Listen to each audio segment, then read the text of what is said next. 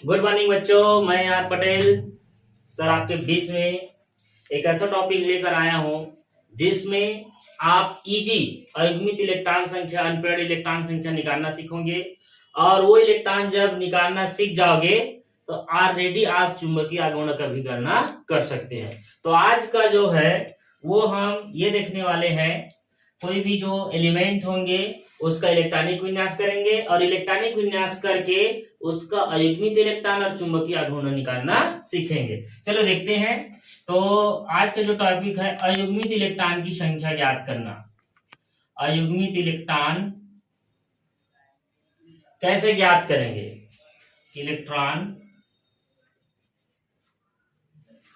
पहले देखेंगे, अयुग्मित इलेक्ट्रॉन को पहले देख लेते हैं, फिर चुंबकीय आघूर्ण भी देखेंगे। तो यहाँ पर क्या है? अयुग्मित इलेक्ट्रॉन, अयुग्मित electron unpaired electron, unpaired electron, number of unpaired electron, ये कैलकुलेट करेंगे। तो इसको ज्ञात करने के लिए सबसे पहले बच्चों आप लोगों को इलेक्ट्रॉनिक विन्यास को अच्छे से आना चाहिए बनाने के लिए। अब इलेक्ट्रॉनिक विन्यास पूछोगे तो क्लास उसके लिए भी लेंगे।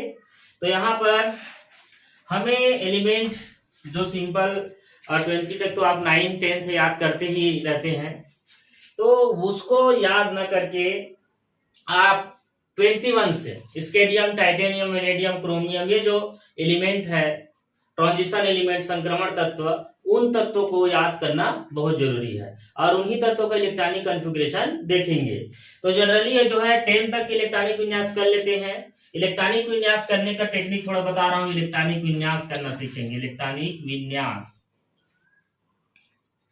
इलेक्ट्रॉनिक कॉन्फ़िगरेशन, इलेक्ट्रॉनिक कॉन्फ़िगरेशन हम करेंगे 11th में बोर-बरी योजना द्वारा और अब्बाउ द्वारा। लेकिन अयुग्मित इलेक्ट्रॉन ज्ञात करना है तो आपको अब्बाउ सिद्धांत के द्वारा इलेक्ट्रॉनिक विन्यास करना होगा।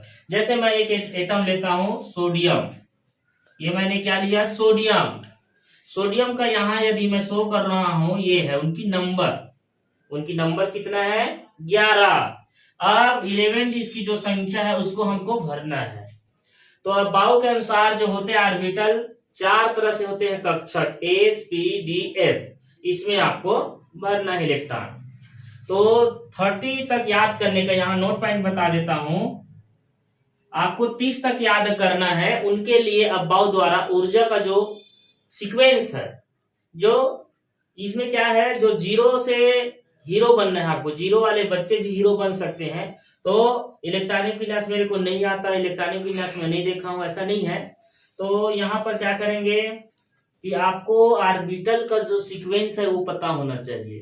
तो अब्बाउ के द्वारा इस सिद्धांत के अनुसार 1s पहले ऑर्बिटल रहेगा, उसके बाद 2s और 2p, इस तरह से 3s, 3p, 3d, 4s, ऐसा सीक्वेंस बना दिए हैं।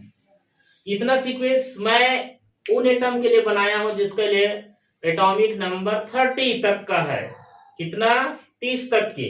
तो यहां पर मैंने उसी से ये जो सीक्वेंस बना है वो 1 नंबर से लेकर ऐसा परमाणु जिसका परमाणु संख्या 1 से 30 तक का है, 30 तक का है, उसके लिए सीक्वेंस बना है वो। ये एस कक्षक है, ये पी कक्षक है, इसमें डी कक्षक है और ऐसे तो 4 कक्षक से आधारित ये है। तो अभी जनरली इसमें 3 कक्षक ही आया है। यहां पर थोड़ा सा और बता देता हूं, जो एस कक्षक है उसमें आपको 2 इलेक्ट्रॉन भरना है। कितना इलेक्ट्रॉन? 2 इलेक्ट्रॉन। उसी तरह से पी जो कक्षक है उसमें कितना इलेक्ट्रॉन? 6 इलेक्ट्रॉन। और डी कक्षक है उसमें कितना इलेक्ट्रॉन? 10 इलेक्ट्रॉन। और एफ जो कक्षक है उसमें 14 इलेक्ट्रॉन। इस तरह से ये भी आपको पता रहना चाहिए। अब कोई भी कक्षक में जैसे ये जो ऊर्जा दिया है, जैसे ये ऊर्जा है, तो उस इलेक्ट्रॉन को हम कैसे भरे? तो यहाँ पर शो किया जाता है एस, देखें यहाँ 2 ऐसे रखेंगे। देखो इलेक्ट्रॉनिक विन्यास मेरे ख्याल से बहुत बच्चे सीख गए हैं, लेकिन जो 11वीं में इंटर करते हैं उनके लिए एक सिंपल सा बता रहा हूं। बाकी नियम तो अब बाउ हुंड वगैरह ये सबको जानना ही पड़ेगा। तो ये मेरे ख्याल से ये समझ में आ गया होगा। 1 से लेकर 30 तक के सीक्वेंस ये तुम्हारा रहेगा। उसके बाद उसी कक्षक में इलेक्ट्रॉन का जो कितना इलेक्ट्रॉन आना है उसको मैं बता दिया। एस देखेंगे 2 इलेक्ट्रॉन रखेंगे, पी देखेंगे 6 इलेक्ट्रॉन, डी देखेंगे 10 इलेक्ट्रॉन, एफ देखेंगे तो 14 इलेक्ट्रॉन। और उसमें भरना कैसे है? जैसे कोई 1s लिया तो उसके इलेक्ट्रॉन को यहाँ दर्शाते हैं, ठीक है। वैसे ही देखो यहाँ पर मान लो मैं 2p ऐसा लिखा हूं, तो इस p को देखकर मैं कितना रख सकता हूँ 6 से ज्यादा नहीं रख सकता। इस तरह से हम उसको क्या करते हैं, फिलअप करते हैं। तो मेरे ख्याल से इतना आइडिया हो गया होगा, क्लियर है क्या। चलो देखते हैं अगला जो है, यहाँ पर इतना सब होने के बाद इलेक्ट्रॉनिक विन्यास करना है।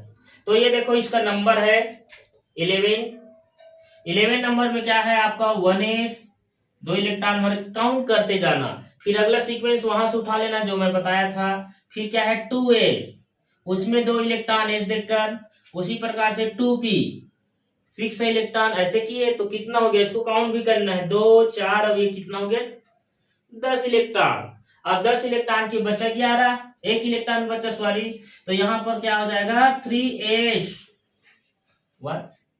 इस तरह से इलेक्ट्रॉनिक विन्यास आप करना सीखेंगे, क्लियर है क्या, गुड। तो ये इलेक्ट्रॉनिक विन्यास सीखना जरूरी है। दूसरी चीज चलो और देखते हैं, कोई सर ऑक्सीजन का बताइए, तो ऑक्सीजन का बता देते हैं। तो ऑक्सीजन में जैसे इसका कितना होता है 8 तक के भरते जाना है। तो पहला सीक्वेंस में ऊर्जा क्या है, एनर्जी लेवल 1s, दूसरा क्या है 2s2 और 2p4। ऊपर के इलेक्ट्रॉन को काउंट करते हुए जाना है। अब बोलोगे सर यहाँ तो आप 6 भरे थे, जितना हमें जरूरत रहेगा उतना हम भरेंगे। जैसे ये हो गया था देखो 2 और ये 2 कितना हो गया 4, और हमें चाहिए कितना 8, तो जो इसमें 6 से ज्यादा नहीं भरना है, तो जितना जरूरत है उतना हम भरेंगे। तो ये कितना जरूरत था हमें 4, तो 4 भर दिए जी। तो इस तरह से इलेक्ट्रॉनिक विन्यास आप इजी हो जाएगा। अब यही क्या होता है, तुम्हारा मान लो कि मेरे को इतना लंबा चौड़ा नहीं लिखना है, मान लो जैसे ये सोडियम का और इलेक्ट्रॉनिक विन्यास क्या हो सकता है, दूसरा इलेक्ट्रॉनिक विन्यास शॉर्टकट इलेक्ट्रॉनिक विन्यास। तो इसमें से यहाँ पर जो नोबल गैस है, नोबल गैस वाले एटम है, उनको हम बड़ा कोष्टक में लिखकर आउटर वाले ऑर्बिटल को शो कर सकते हैं, बाहर वाले कक्षक को। कैसे, जैसे मैं यदि देखूं शून्य समूह में कौन कौन से तत्व है, जैसे हीलियम आता है, हीलियम के नीचे क्या है नियान, नियान के नीचे क्या है आर्गन, ऐसा है, आर्गन के नीचे क्या है तुम्हारा क्रिप्टॉन। ये क्या है नोबल गैस वाले एलिमेंट है, शून्य समूह वाले तत्व है। तो इनकी संख्या को इससे मैच करना रहता है। जैसे इसका कितना होता है 2, इसका कितना होता है 10, इसका कितना होता है 18, इसका कितना होता है 36 होता है इसका। तो वैसे ही यहाँ पर हमें इसमें से मैच करना चाहिए। तो मैं जैसे ये जोड़ता जाता हूँ, तो ये 2 हो गया, 4 हो गया, 6 और 10 हो गया। अरे हाँ, ये तो इतना तक के ये किसी एक शून्य समूह के तत्व को मैच कर रहा है। तो क्या करेंगे, यहाँ पर ये दोनों को 60 काट, इतने को 60 काट बड़ा कोष्टक में वर्गाकार कोष्टक के भीतर में लिखेंगे। और वो कितना है संख्या गिने 10 में कौन सा तत्व है भाई नियान, तो यहाँ नियान शो कर देंगे। दूसरी चीज, अब लास्ट जो बचा है ये 3s1 को यहाँ पर लिख दिए। तो इस तरह से इसी इलेक्ट्रॉनिक विन्यास को इतना शॉर्टकट करके लिखा जाता है। जैसे मैं बोलूं, एक और एग्जांपल देख लेते हैं। एग्जांपल में कुछ ज्यादा वाले टर्म को देखें, जैसे कि पोटेशियम। पोटेशियम का कितना होता है पता है क्या, 19 होता है। इसका जैसे इलेक्ट्रॉनिक विन्यास करेंगे सीक्वेंस के अनुसार, तो ये हो जाएगा तुम्हारा 1s2 2s2 2p6 3s2 3p6 3d। तो 3d और 4s में थोड़ा से एनर्जी लेवल देखोगे अबाउ का, तो 4s पहले आता है, तो 4s को पहले लिखेंगे और ये हो जाएगा तुम्हारा 1। अब मेरे को रट्टा याद है ऐसा नहीं है, आप उसको सरल कर सकते हैं। तो ये देखो क्या हो गया, यहाँ पर 1 इलेक्ट्रॉन यहाँ पर आ गया लास्ट में। तो काउंट करना है, तो देख लो काउंट करके 2 4 6 10 10 2 12 12 6 18 और ये कितना हो गया 19। क्लियर है। अब यहाँ पर इस तरह से अब 4s को यहाँ पर काउंट करते हुए जाते हैं। तो जैसे ये हो गया 2 4 ये 6 10 और ये तुम्हारा 12 और ये 18 18 इसमें से मैच कर रहा है क्या किसी का, हाँ आर्गन मैच किया। तो इतने जो 18 है उसको हम यहाँ शॉर्टकट करके क्या कर सकते हैं, वर्गाकार कोष्टक में आर्गन को शो करेंगे, और जो बच गया बचा देखो तो 4s1। तो इस तरह से काट काट करके भी इलेक्ट्रॉनिक विन्यास कर सकते हैं। दूसरी चीज, चलो इसी तरह से आपको इलेक्ट्रॉनिक विन्यास कहां तक के बना लेना है, 30 तक के।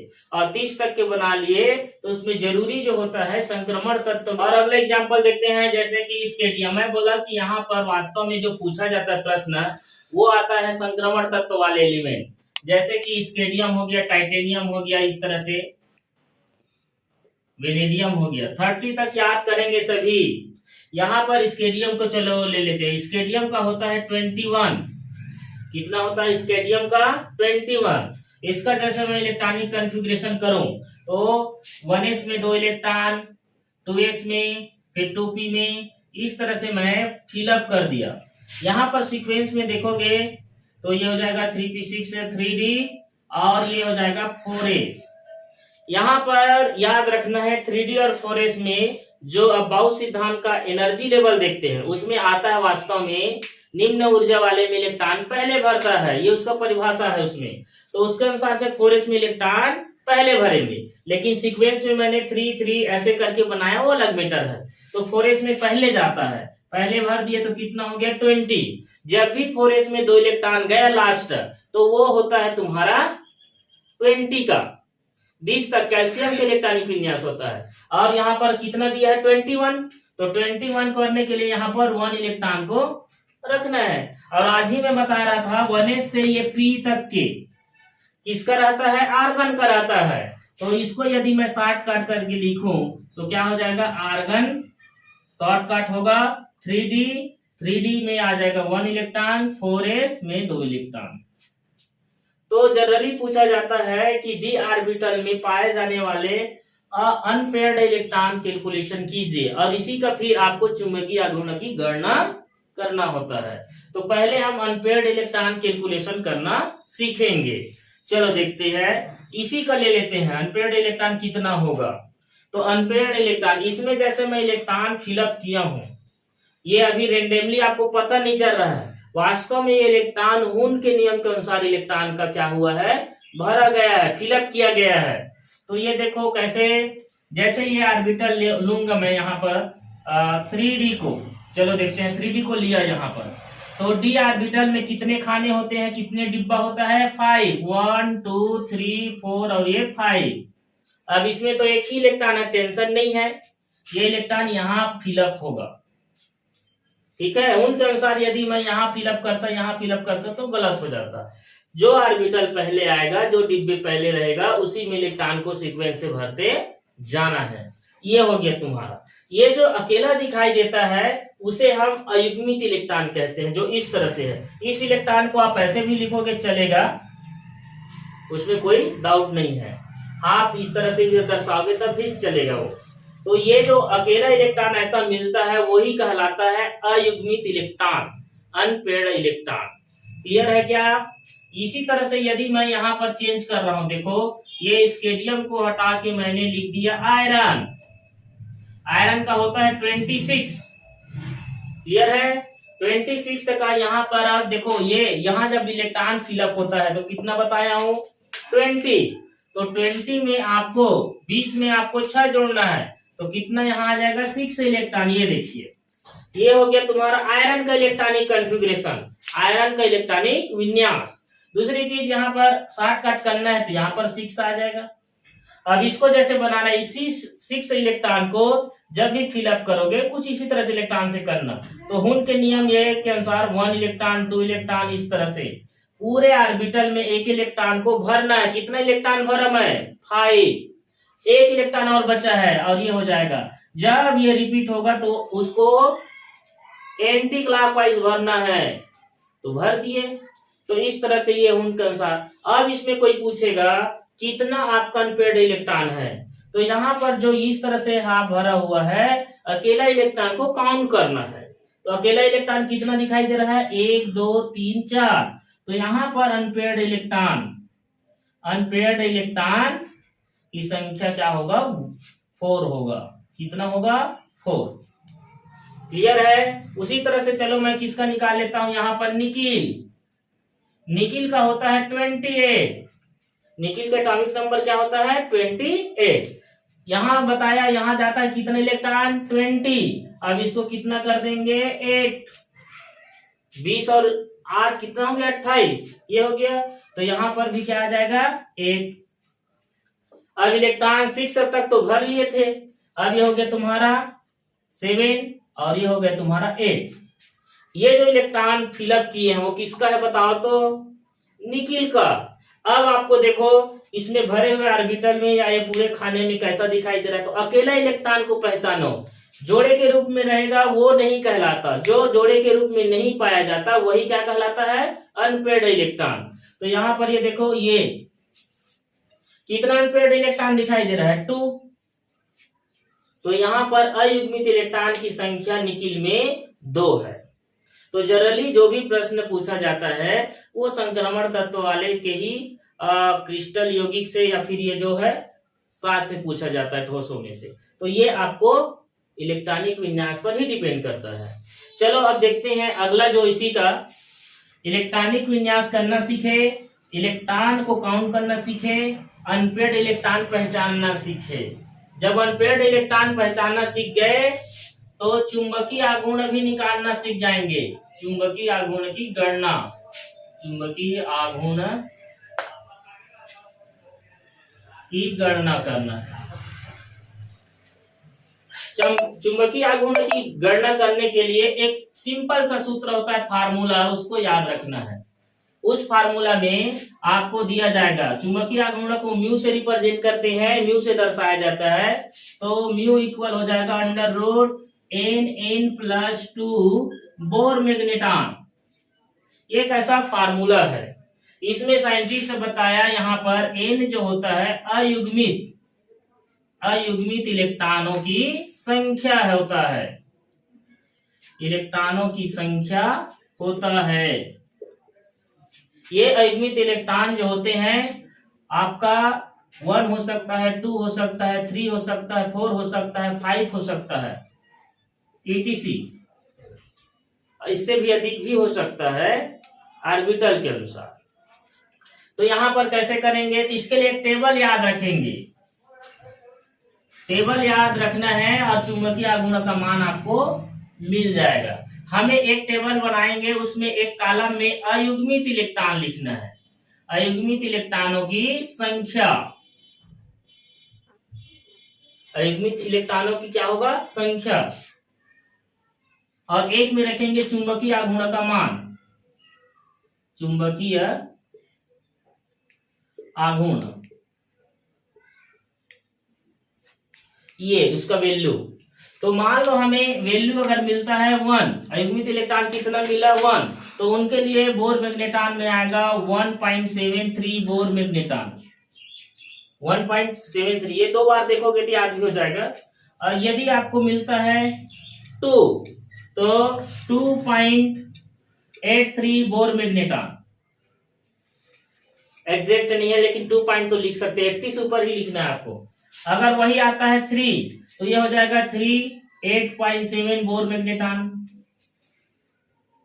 वही आपका आता है 4.89 बोर मैग्नेटॉन।